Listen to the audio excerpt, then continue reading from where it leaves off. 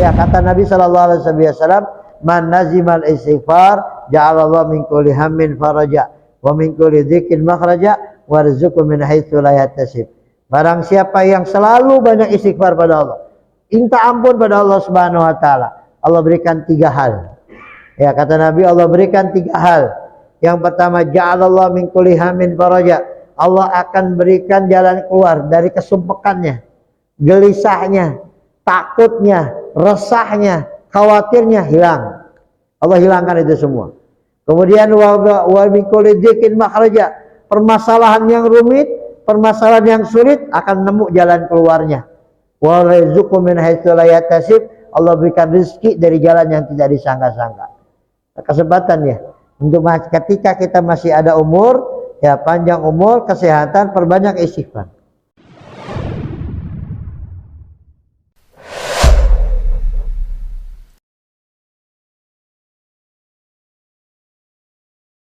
Hadirin yang dimuliakan dan dirahmati Allah Subhanahu wa taala, ya Al-Imam Profesor Dr. Syed Muhammad bin Ali Al-Malik alaihi rahmatullah, beliau mengatakan di dalam makalahnya bahwa di antara tanda seorang mukmin, ya di antara tanda seorang mukmin ketika mendengar hal-hal ini, ya mendengar hal semacam ini, dia ada semangat, ada dorongan untuk menambah ibadah. Ya, ini menambah ketaatan pada Allah Subhanahu wa taala. Jadi semangat, ternyata bulan mulia ya, pahalanya banyak, ibadah. Saya mau baca Al-Qur'an, saya mau baca istighfar, saya mau puasa sebagainya. Itu tanda seorang mukmin. Ya, kenapa dia nggak tergerak hatinya? Kenapa dia nggak termotivasi untuk beribadah? Ya bisa jadi karena dia tidak tahu keutamaannya. Ya sehingga bulan Ramadan bulan mulia dengan bulan yang tidak yang biasa, ya biasa-biasa saja. Dianggap ya bulan-bulan biasa saja, padahal dia berada di bulan mulia. Atau yang kedua, yang kedua dia tidak tergerak beribadah karena keimanan yang dia miliki masih tipis. Ya, masih tipis, butuh dikuatkan lagi, butuh didongkrak lagi, butuh dipertebal lagi dengan ibadah pada Allah Subhanahu wa taala. Tapi kalau dia tahu akan keutamaan itu, ya dan imannya kuat, langsung bersegera, nggak perlu nunggu instruksi lagi. Selama tahu, bulan Rajab punya planning, ini. Bulan Syaban punya planning, bulan Ramadan punya planning, malam Jumat planning. Ya, kita makan kalau malam Jumat planningnya beda Pak ya. Pak, kalau malam Jumat planningnya apa Pak? Ngaji surat Kahfi apa yang lain ya? Biasa identiknya beda ya. Ya mudah-mudahan aja Allah berikan kita kesehatan, panjang umur, sehingga kita mengisi umur kita ini dengan ibadah. Bapak Ibu sekalian yang dimuliakan dan dirahmati Allah Subhanahu wa taala, di sini dikatakan oleh Imam Al-Haddad, wa'lam annahu laisa biwajibin ala ahadin an yabhasa 'anil munkaratil masturah hatta yunkiraha idza ra'aha. Tidak wajib, ya, tidak wajib bagi seseorang untuk mencari-cari kesalahan, untuk mencari kesalahan orang sampai ketika kita melihat kesalahannya kemudian kita ingkar, kita nasihatin. Ya perlu. Habal dari kamu haramun, itu bahkan itu semua haram. Ya nggak boleh kita mencari aurat orang lain, mencari kekurangan orang lain. Diqauli ta'ala, karena Allah berfirman, wala tajassasu, jangan kalian memata-matai, jangan kalian mencari aib orang lain, mencari kekurangan orang lain. Ya, waliqauli Nabi sallallahu alaihi wasallam, dan juga karena hadis Nabi sallallahu alaihi wasallam, man tatabba aurata akhihi tatabba Allah auratahu. Barang siapa yang mencari-cari aurat orang lain, maka Allah akan cari-cari auratnya. Bahkan dalam hadis yang lain Rasulullah pernah bersabda, barang siapa yang man syagala aiban nas, barang siapa yang mencari aibnya orang lain, maka Allah akan cari bongkar aibnya walaupun dia berada dalam rumah sekalipun. Ya Allah akan bongkar aibnya walaupun dia berada dalam rumah sekalipun. Maka kita tidak boleh mencari aib orang lain, kecuali misalkan ada orang datang ke Pak RT atau RW, di gang sebelah lagi pesta pora miras, nah, wajib itu harus datang. Ya, kalau emang dia yang diucapkannya itu benar, sigo bisa dipercaya dan aduannya sudah banyak dari yang lain, langsung berangkat. Ya, kita jangan kenapa saya kudu bilang jangan kalau emang yang memberitakannya banyak atau yang memberitahukannya orang yang kita percaya, karena tahu sendiri zaman sekarang hoax sudah merajalela ya di televisi misal atau di media sosial sebagainya. Kudu hati-hati karena ini adalah merupakan tanda akhir zaman ketika kebohongan merajalela di mana-mana. Maka kita kudu hati-hati, tabayyan. Idza jaa fasiqun binaba'in fatabayyanu. Kalau datang orang yang fasik dengan satu berita, maka cross check lagi. Ya, tabayyun. Kalian cari tahu benar apa tidak, ya. Intinya kalau kita tanpa ada hal yang mendesak atau tidak hal yang perlu kita cari, jangan itu mencari-cari aib orang lain, nggak boleh. Jasus namanya, ya. Dalam sebuah hadis katakan man satara aurata akhihi fid dunya satarallahu auratahu yaumil qiyamah. Barang siapa yang menutupi aib saudaranya di dunia, maka Allah akan tutupi aibnya ketika di akhirat. Tutupi sama Allah. Ya, bahkan man satara musliman satara man labisa mu'minan labisallahu min hariril jannah. Barang siapa yang memberi pakaian kepada seorang mukmin, maka Allah akan berikan pakaian dari sutra di dalam surga. Ya. Jadi ada timbal balik dari Allah Subhanahu wa taala. Apa yang kita lakukan kepada sesama muslim, ya Allah akan lakukan juga kepada kita nanti di yaumil qiyamah. Alhamdulillah.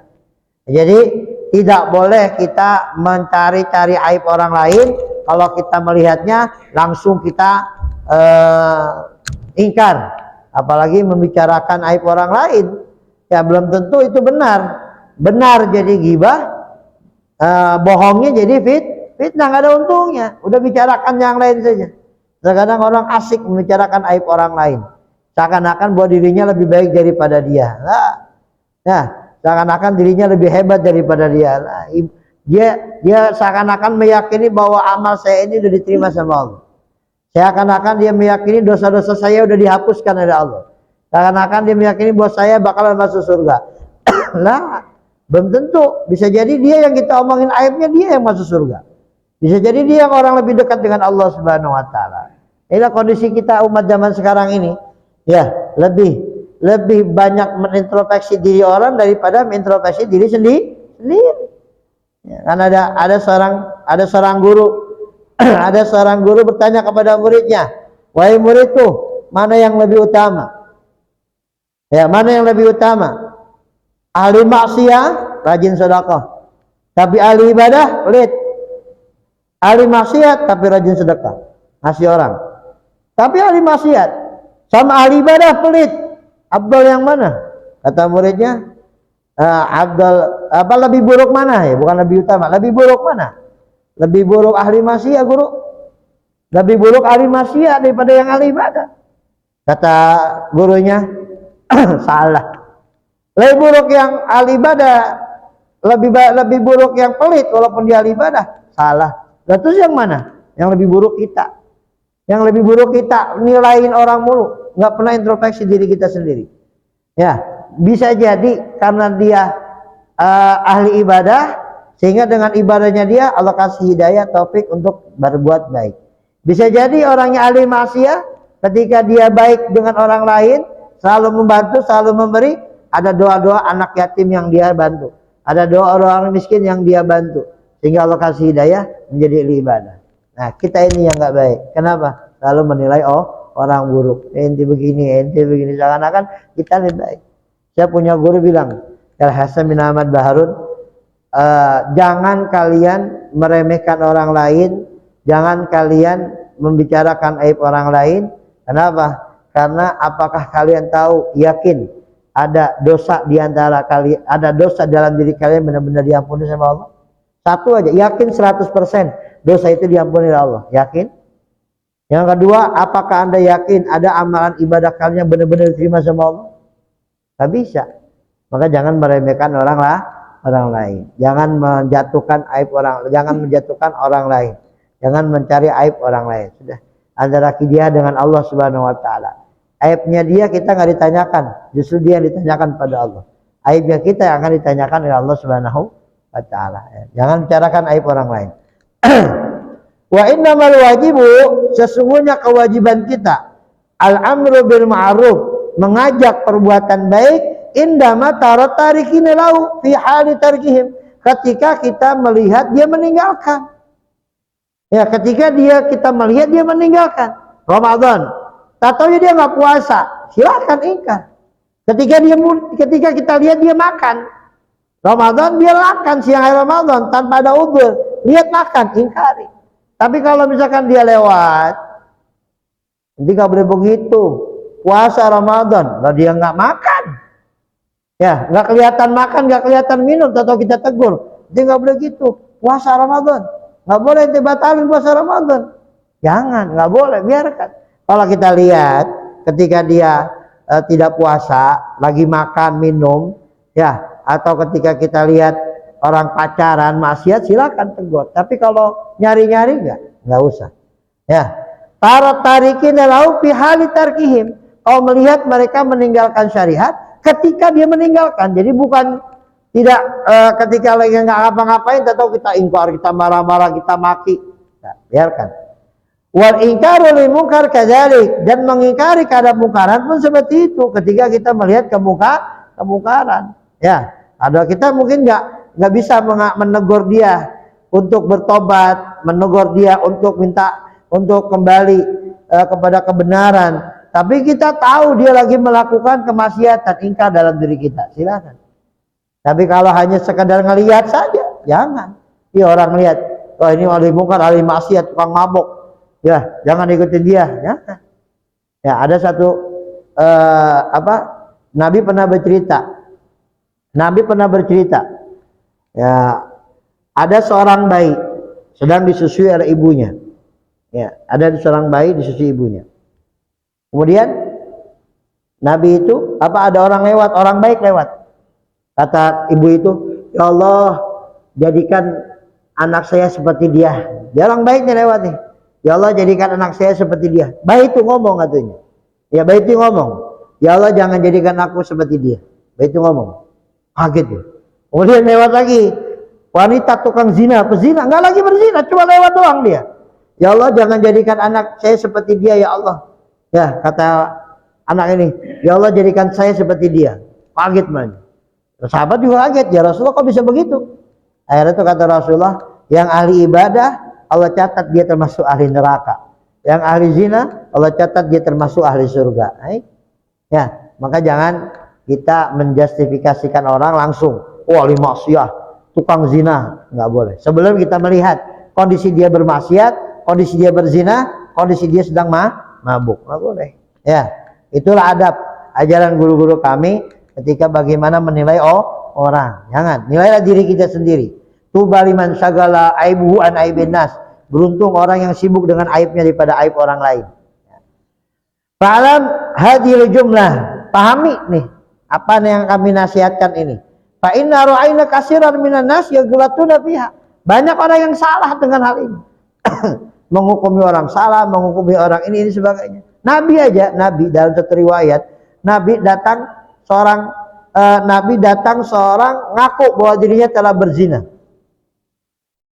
Dia datang, ya Rasulullah, hukum saya. Kenapa ente? Saya berzina. Barangkali kau tidak sadar.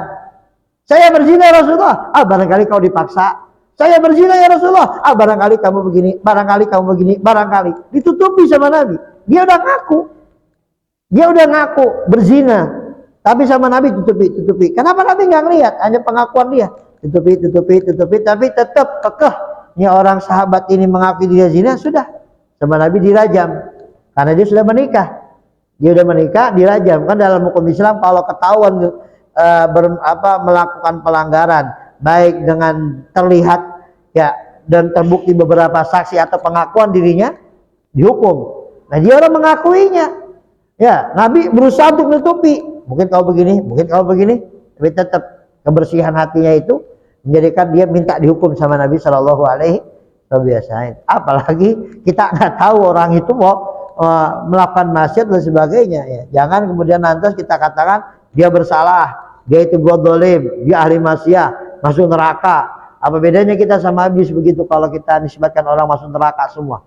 Seakan kita yang memiliki kunci surga. Ya, seakan-akan kita memiliki kunci surga, yang lainnya neraka semua. La haula wala quwwata illa billah. Ya, jangan. Pasang 3 saringan, pegang dalam hidup kita. Benar apa tidak itu omongan? Baik apa tidak itu omongan? Ada manfaatnya buat kita tidak?